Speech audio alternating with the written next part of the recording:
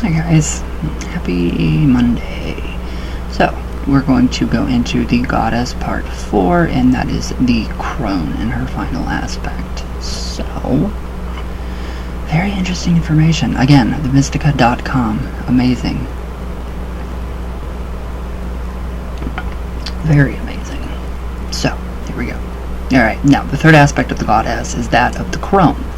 Now, with the exception of neo-pagan practitioners, goddess worshippers, and others, the Crone has become, or been made, to be the most feared aspect of the goddess. So this is mainly because of the Crone's function, which is death.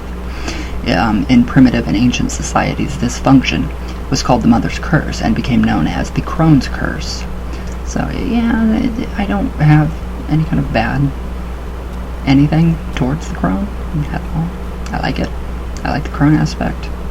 So the purpose of the Crone's curse was to doom the sacrificial victim inevitably, so no guilt would occur to those who actually shed his lifeblood.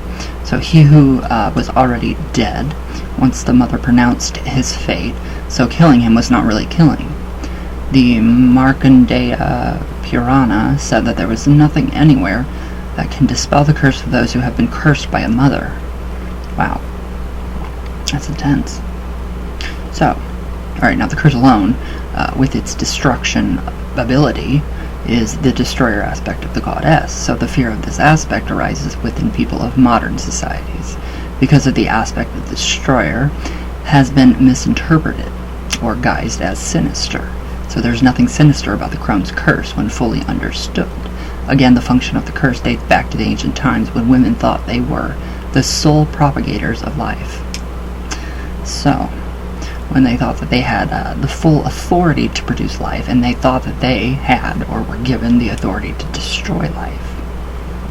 Interesting. Very interesting.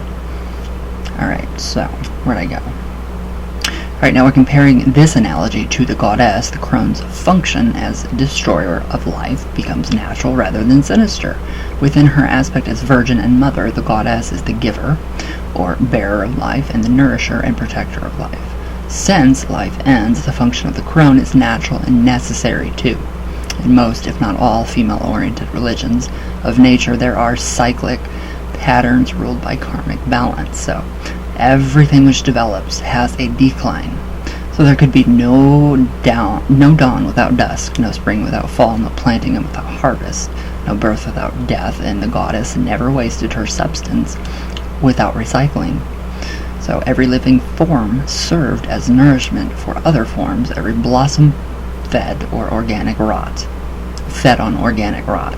Everything has its day in the sun, then gave place to others, which made use of its dying.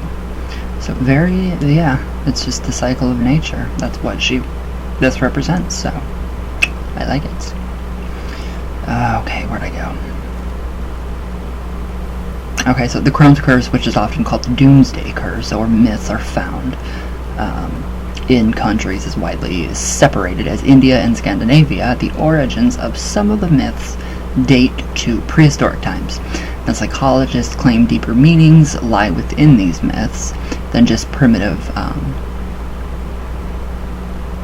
eschatology? Whatever, I don't know, whatever. Yeah, bear with me, guys.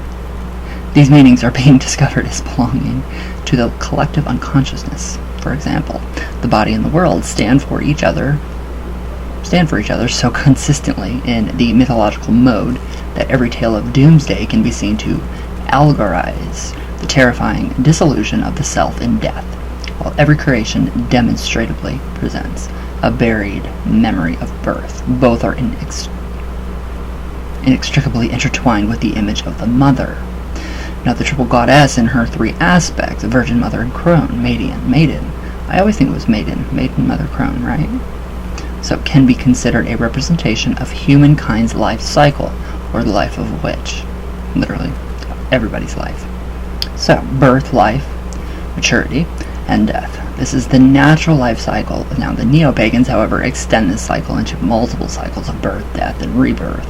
This is the reason that most neo-pagan, especially those in witchcraft, believe in reincarnation, in rituals such as drawing down the moon, The high priestess may stand in the pentagram position with her arms and legs outstretched, symbolizing the birth and rebirth cycle.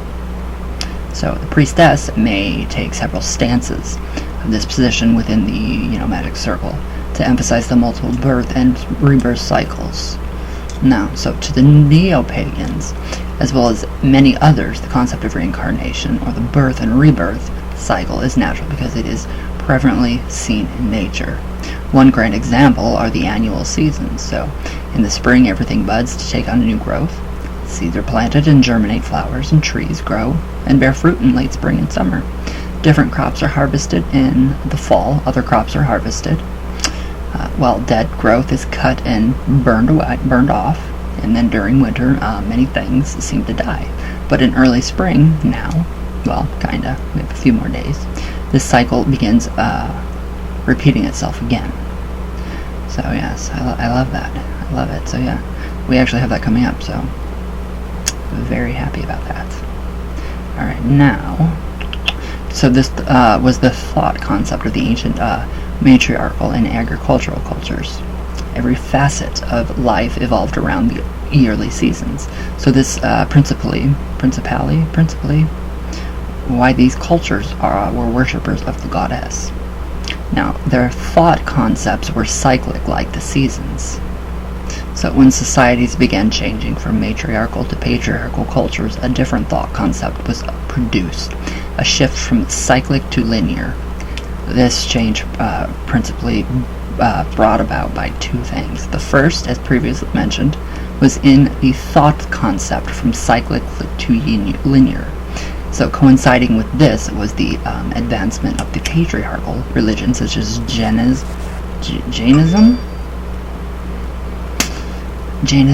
Zoroastrianism, Christianity, and Manichaeism. I've never heard of those religions, but okay, that's cool. A couple of religions I did not know about. So about this time, man began thinking of his life in the terms of a straight line, so as from birth to death, and death assumed the concept of the final end. So to some men it meant extinction or obliteration. Now added to this came the Christian concepts of heaven and hell. Men now almost had given up the cyclic idea of birth and rebirth. The thought of the extinction of their lives seemed intolerable to them. So it was easy for the eternal life concept of heaven or hell to actually clasp hold of them and brainwash them. So once they held these concepts that they were in control of the Christian church, that made every effort possible to eradicate the goddess, and they still do, which is ridiculous. So whatever. Okay, so those who have done any study of witchcraft and paganism surely know that the road which the church took in its pursuit to destroy the world of the goddess. Yeah. This means, the means used become only too clear at just the mention of the Inquisition and the witch mania, so which produced the hunts and the burnings. So I always have a feeling that that's going to come back. It's going to happen again, and I don't know why. I just... A while ago, I had a very, very strong, I don't know if it was a vision or a dream or just a gut feeling, but it just, I was talking to a friend and I thought, what if that happened again? What if the Inquisitions and the burnings and the hunts came back, and then we seen somebody that was being prosecuted for witchcraft in Canada, and it just kind of, I don't know, I just have a gut feeling. So I hope that never happens again. But it just with these times and everything politically, it just scares me. It really does scare me. So I don't ever want to. Yeah. So the ironical part of the whole series of the tragic episodes is that the church called herself the Holy Mother Church. Now, never is it known that the goddess needlessly killed her children the way the church has. Goddesses never killed her children the way the church has, ever. Now, it is suggested that this rejection of annihilation of the Crone has hidden psychological undertones. Men sought to vanish both the king of death, the Crone presented, and her control as well. The thought of the Crone having the control of the Atropos, the cutter, the old woman, third of the Greek trinity of fates, or Moray, snipping the thread of every life with her inexplorable scissors was intolerable. Now, in a patriarchal world, a feminine figure with such enormous power could not be withstood. I like the matriarchal. Yeah, I agree with the matriarchal parts more so than ever. So, now there is a long history of mistreatment and torture of elderly women. During the 16th century, the physician Joanne Weir was strongly reprimanded for even suggesting that executed witches were really harmless old women who confessed to impossible crimes only because they were divided mad or driven mad by unendurable tortures. As a rule, such women were in the circumstances of trying to live along independent of male or, control, male dominance and control, and being poor.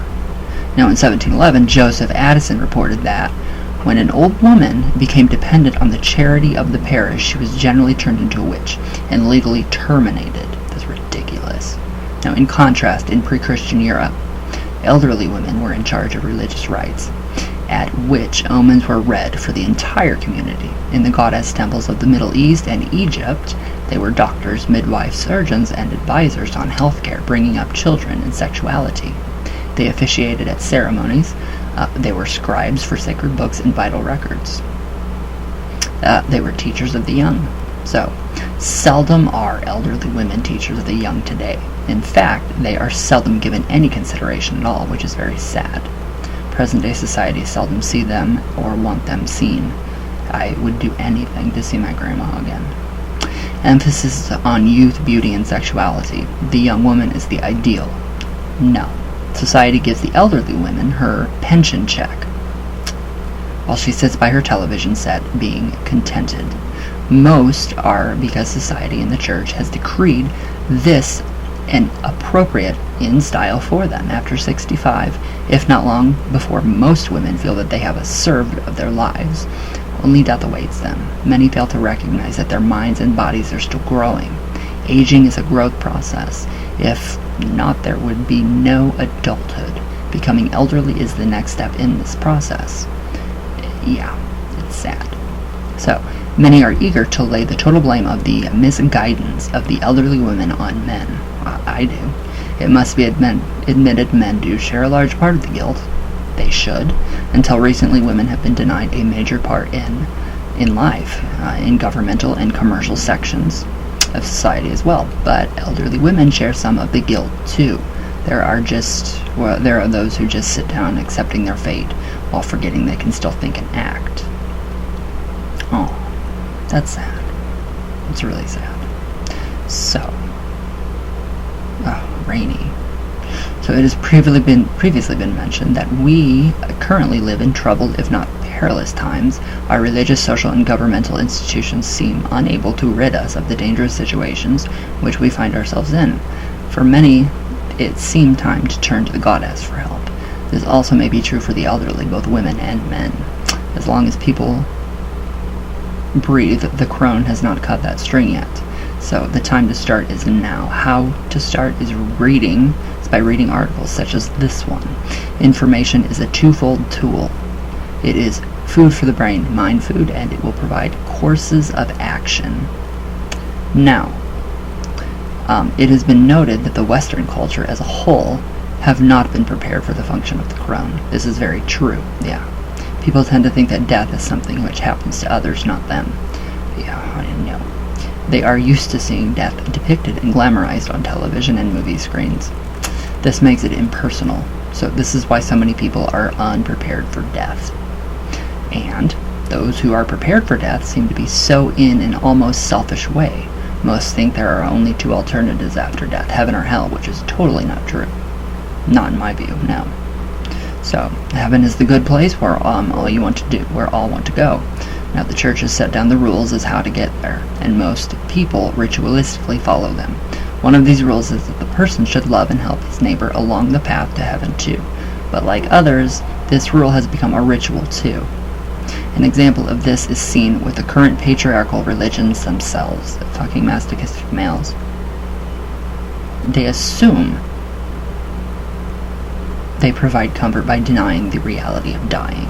The ministers administer the proper prescribed rites with the gestures over the dying person and say the appropriate words, and then they leave. The dying person is then left alone, usually dying in a hospital or some kind of home.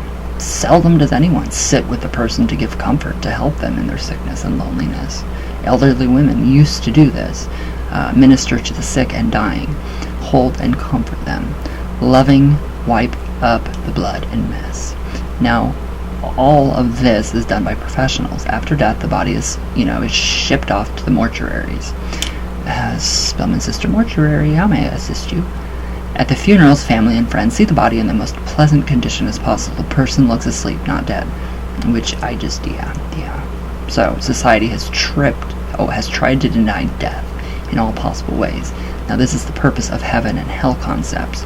The immortal soul lives on for eternity. This is not denial, not a denial of the immortality of the soul. Even many pagans believe in other planes of life besides the physical one on earth, and reincarnation. However, currently many people are attempting to make some sense of an afterlife. So at a funeral, this author heard a Protestant minister say the person's mission in this life had been accomplished. So God called the person for better things to do. This would seem to incline even more Christians are getting tired of a do-nothing heaven. Many worshipping the goddess have no fear of death. I really honestly don't fear it. No, not at all. So, they realize the Crone's function is natural in birth, death, rebirth cycle, which they see throughout nature. Too many death is the going home to the emergence of a loving grandmother. I wish she was here. So the mother of the Christian mother of God, Mary, name was Anna, which comes close to Diana. So even in Christianity, there is also a grandmother representation of the crone. And they don't recognize this. They don't see this. They just brush it off. So many think Christian men prefer the idea of an eternal hell to the thought of a non-existent existence, so perhaps they are right. No one knows with certainty, but with a belief in the birth, death, rebirth cycle, one is sure of the type of life he might look forward to when being born again of the Virgin and having a mother. So that's just, it's so interesting. It is so interesting, and it's very true. It's very true. The family unit, how everybody used to be together and help each other out and do all that stuff. It's basically just gone. You don't have that anymore. You don't have people like staying, home to help their mothers and their, help. And, I'm proud of that. I do everything in my power for my own mother. So, she's going into her Crone stage. But that does not mean death. It's just transformation. So, it's it's just very weird that people, it's like that saying, what is it, if that picture, that meme, with the mom call and the dad call, if you can still have these two calls, then you're blessed, or something like that. Yes. Yeah, very blessed, very thankful and grateful. So, it just kind of makes you appreciate life a lot more, and the people in your life. So, that's alright, guys. I'm gonna shut up. I hope you guys enjoy, and I love you all. Happy Monday, happy super new moon, super full moon, worm moon. Wow. Friday the 13th, not this Friday, but next Friday. So, I love you all very much. All my heart, all the way from Venus, all the way back down. And I will see you all tomorrow. So everybody have a good day. Try to, and yes, stay safe, everybody. And I love you all, and thank you guys for your amazing comments and everything. And I love you guys.